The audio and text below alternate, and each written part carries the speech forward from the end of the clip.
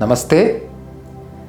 Today's video is about inhalation and exhalation while practicing yoga.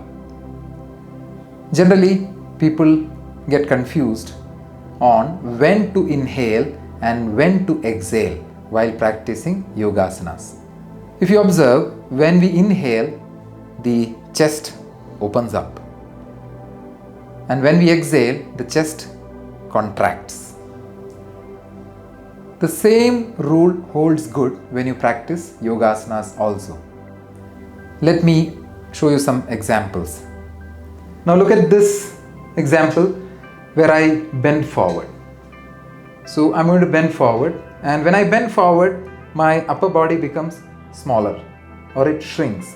And when I come standing up, the chest expands, the upper body expands.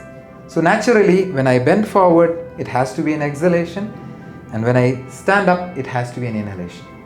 Now let me explain this with the actual action. So let me take my arms over my head. So I inhale and take the arms overhead. Why? Because the chest is rising and my upper body is expanding. And then when I go forward, it's a contraction of the chest, and therefore I must exhale.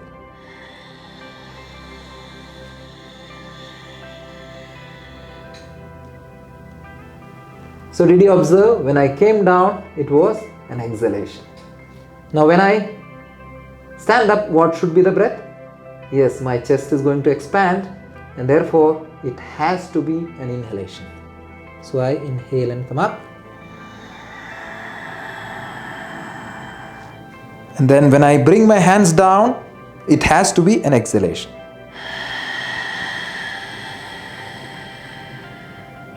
Now observe this example of Bhujangasana.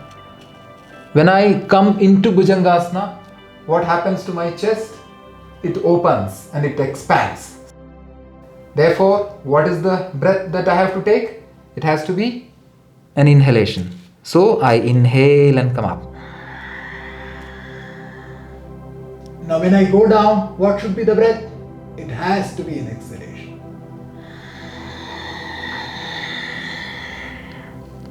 So as a general rule, if you observe, most of the asanas where you go away from the floor, you will find an inhalation.